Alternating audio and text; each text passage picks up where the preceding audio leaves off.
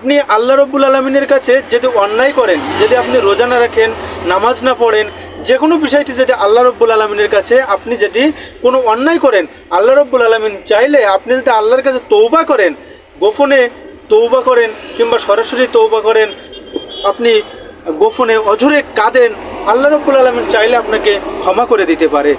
এখানে দেখুন আল্লাহ রব্বুল আলমিন সূরা নিসার 116 নম্বর আয়াতে আল্লাহ রব্বুল আলমিন বলেন, আল্লাহর সাথে কাউকে শরিক করাকে তিনি ক্ষমা করবেন না। অন্য যে কোনো গুনাহ তিনি চাইলে ক্ষমা করতে পারেন। আর যে ব্যক্তি আল্লাহর সাথে কাউকে শরিক করলো সেজন্য অবশ্যই অবশ্যই পথভ্রষ্ট হলো। এখানে দেখেন আল্লাহ রব্বুল আলমিন কি বলছে, তার সাথে শরিক করা বাদে সমস্ত গুনাহ সে ক্ষমা করে দিতে পারবেন। আল্লাহ রব্বুল আলমিনের সাথে শরিক করাকে কাউকে তিনি ক্ষমা করবেন না। তিনি তার সাথে শরিক করাকে বাদে সমস্ত গুনাহ তিনি ক্ষমা করে দিবেন। তাহলে এখানে দেখুন আল্লাহ রব্বুল আলমিন কিন্তু এখানে বড় একটি সুযোগ দিয়েছে, যে কোনো গুনাহ আপনি ক্ষমা চাইলে ক্ষমা করে দিতে পারে। আপনি নামাজ পড়ছেন না, আপনি রোজা রাখেননি, আপনি তওবা করে আল্লাহ রব্বুল আলমিনের পথে ফিরে আসেন, 5 ওয়াক্ত নামাজ পড়েন, আপনি মানুষের সাথে ভালো ব্যবহার করেন, আল্লাহ রব্বুল আলমিন চাইলে আপনাকে ক্ষমা করে দিতে। কিন্তু এখানে একটা কথা আছে, এখানে একটা কথা হচ্ছে, আপনি বান্দার সাথে আপনি মানুষ হয়ে মানুষের সাথে আপনি অন্যায় করেছেন, এখানে কিন্তু আল্লাহ রব্বুল আলমিন আপনাকে ক্ষমা করবেন না। ওই বান্দার কাছে আপনার মাপ চাওয়া লাগবে। একটা কথা মনে রাখবেন, অস্ত্রর আঘাতের চাইতে কথার আঘাতে ছিদ্র হয় বেশি।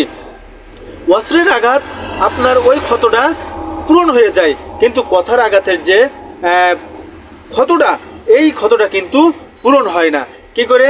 তাহলে একটি উদাহরণে আসেন। এখানে মনে করেন যে আপনি আমাকে অস্ত্র দিয়ে আঘাত করলেন, সেখানে আমি ডাক্তারের কাছে গেলাম, হাসপাতালে গেলাম, সেখানে যে আমি কি করছি, সেলাই দিচ্ছি, ওখানে ওষুধ খেয়ে আস্তে আস্তে আস্তে আস্তে ওই আমার ক্ষত জায়গাটা ওখানে কিন্তু পূরণ হয়ে যাচ্ছে।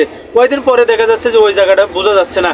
কিন্তু আপনি আমাকে এমন একটা কথা বললেন যে কথাটা আমার সারা জীবন মনের ভিতরে আঘাত দিচ্ছে, যে কেন সে এই কথাটা বলল, কেন সে আমাকে এই বলল, কেন সে আমাকে এই করলো।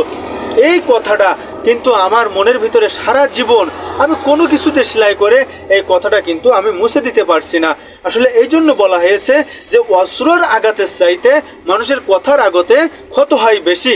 কারণ এখানে দেখেন যে আপনি আমার কাছে অন্যায় করেছেন, আপনি আমার কাছে ক্ষমা চান, আমি ক্ষমা করে দেব। আমি আপনার কাছে অন্যায় করেছি, আমি আপনার কাছে ক্ষমা চাবো, আপনি আমাকে ক্ষমা করে দিবেন। তাহলে আল্লাহ রাব্বুল আলামিন এখানে খুশি হয়ে যাবেন। এখানে দেখেন আল্লাহ বলছে যে তার একটি চাওয়া পূর্ণ করে দেয়, তাহলে আল্লাহ রাব্বুল আলামিন তার 100টি চাওয়া পূর্ণ করে দেয়। তাহলে এখানে দেখুন বলছে যে যার কাছে অন্যায় করবে তার কাছে যদি ক্ষমা চায় অবশ্যই তুমি ক্ষমা করে দাও। তাহলে এখানে দেখেন মানুষের কাছে যদি অন্যায় করে আর করতেই পারে দুনিয়াতে, কেউ যদি কারো কাছে ক্ষমা চায় সবাই ক্ষমা করে দিবেন। এখানে দেখেন এই মূল কথায় আসি। মূল কথাটা হচ্ছে এখানে দেখুন যে আপনার অস্ত্রের আঘাতের চাইতে কথার আঘাতে আপনার ক্ষত হয় বেশি, আর কথার আঘাতের ক্ষতটা কখনো পূর্ণ হয় না। তাহলে এখানে দেখুন আপনি যদি একটা মানুষের কথাবার্তা বলেন, দোকানে বসে অনেক বেফাস কথাবার্তা বলেন, এই দোকানে বসে যে অনেক বেফাস কথাবার্তা বলেন, এই মুখটা আপনাকে সাবধান করতে হবে। কারোর ওপরে কোনো বেফাস কথাবার্তা বলা যাবে না। কারণ আপনি যদি কারোর একটা মনে আঘাত দিয়ে কথা বলেন, সেই আঘাতটা কিন্তু সারা জীবন সে মনে রাখবে।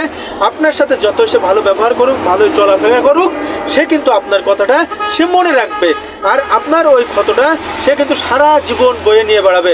আপনার দেখা হলে একদিন তার মনে কিন্তু ওই আঘাতটা দিবে, যখন কি আপনি কিন্তু পাপী হয়ে যাবেন। এই জন্য কারোর সাথে যদি আপনি অন্যায় করে থাকেন আপনি ক্ষমা চেয়ে নিন। কেন?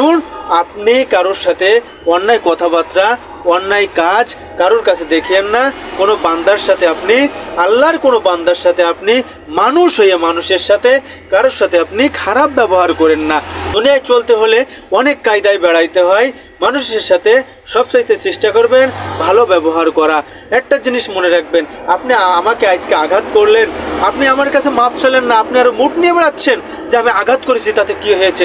এই কথাটা আপনি মাথায় রেখে রাখবেন যে দেখেন আপনি যে আমার আঘাত করেছেন, আপনি আমার কাছে ক্ষমা চাচ্ছেন না, আপনি আমার কাছে কিছু চাচ্ছেন না, আমি আপনাকে মনে মনে মাফ করে দিব, কিন্তু আমি আরও আপনার জন্য দোয়া করব, আল্লাহ আপনি ওর উপর হিদায়াত নসিব করে দিন।